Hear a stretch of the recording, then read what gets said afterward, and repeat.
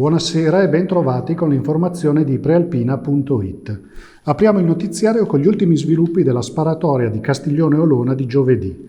L'ex barbiere Nino Zedda, 75 anni, deve rispondere dell'accusa di tentato omicidio aggravato dalla premeditazione e dai futili motivi, per aver cercato di uccidere un ex collega di 66 anni con una vecchia pistola a tamburo, a quanto pare detenuta illegalmente.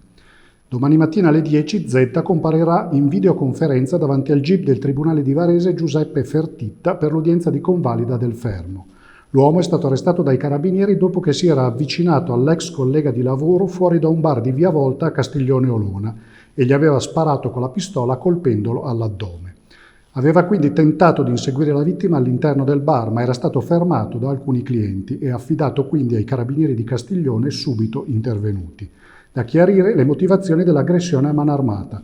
Il difensore dell'uomo, l'avvocato Francesca Panagia, l'ha incontrato oggi nel carcere dei Mioni e ha riferito che è molto scosso per l'accaduto. Parliamo ora del coronavirus. Sono 678, a fronte di 36.583 tamponi effettuati, i nuovi positivi al coronavirus in Lombardia nelle ultime 24 ore. Il tasso di positività è dell'1,8%. Diminuiscono i ricoverati in terapia intensiva, che sono 26, 4 in meno rispetto a ieri, mentre quelli non in terapia intensiva sono ora 211, e cioè 5 in più. Una persona è deceduta, portando il totale a 33.823 vittime. Per quanto riguarda i casi per provincia, brutte notizie per Varese. I nuovi contagi sono 116 e solo Milano ne ha di più, 231, di cui 102 a Milano città. Numeri molto più bassi in tutte le altre province lombarde. Intanto la vicepresidente assessora al welfare di Regione Lombardia Letizia Moratti ha fatto il punto della situazione sulla campagna vaccinale in Lombardia, con particolare attenzione al mondo della scuola. C'è il 65% di adesione per i ragazzi nella fascia 12-19 anni e ci si sta attrezzando con ulteriori misure per una ripresa scolastica in sicurezza anche con i tamponi. Per la fascia tra i 12 e i 14 anni i tamponi antigenici saranno gratuiti presso farmacie e ASST, una misura che verrà ampliata alla fascia 6-12 anni, anche in considerazione del fatto che questa fascia di età non è vaccinabile. Un'attenzione particolare è rivolta agli insegnanti e al personale della scuola, compresi gli operatori delle mense e gli autisti degli scuolabus, per creare un ambiente quanto più possibile Covid-free. Su 333.000 persone occupate nella scuola risulta già vaccinato l'82%, al di sopra della media nazionale. Tra i ventenni è vaccinato l'81%. Torniamo ora alla cronaca. Lo picchiano nel parcheggio della spiaggia dopo avergli rotto il vetro dell'auto e gli spaccano il naso. Il tutto è successo a Dormelletto, nel parcheggio della spiaggia del Pirolino, che da poco tempo ha ripreso l'attività. Un uomo di 30 anni di Borgomanero ha avuto un diverbio in spiaggia con alcuni giovani del luogo. Al momento di andarsene, quando è arrivato al parcheggio, ha trovato la propria auto con un vetro rotto. Alcuni cittadini gli hanno segnalato un gruppo di giovani, presunti autori del gesto e presenti sulla spiaggia. L'uomo si è spazientito e si è diretto verso di loro per chiedere spiegazioni.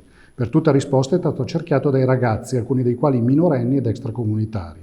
Dopo essere stato colpito con un bastone, è stato aggredito con calci e pugni e uno del gruppo lo ha colpito più volte in pieno volto, fratturandogli il naso. Sul posto sono arrivati i carabinieri e la Croce Rossa per trasportare l'uomo pesto e sanguinante al pronto soccorso di Borgomanero. Per lui 1 mese di prognosi con contusioni anche in varie altre parti del corpo. Passiamo ora alla politica. Filippo De Sanctis, direttore del Teatro di Varese, sarà candidato alle prossime elezioni amministrative come indipendente nella lista di Forza Italia e degli altri moderati, che sostiene Matteo Bianchi come sindaco. Sentiamo De Sanctis in questo servizio con le immagini dell'agenzia Blitz. Filippo De Sanctis, direttore del Teatro di Varese, ha deciso di candidarsi nella lista di Forza Italia a sostegno di Matteo Bianchi, sindaco. Inevitabile chiedergli di quanti teatri abbia bisogno Varese. Allora, intanto la mia candidatura è dettata dalla voglia di impegnarmi in questa tornata elettorale a sostegno di Matteo Bianchi, che come candidato sindaco ha messo già nelle prime interviste al primo punto la cultura e soprattutto il teatro. È un atto di coraggio, perché la cultura purtroppo viene, o chi lavora nell'ambito culturale viene sempre visto con sospetto se si schiera politicamente, ma la cultura appartiene a tutti e quindi credo che sia un dovere come operatore culturale di impegnarmi anche nell'ambito politico a sostegno di questo settore.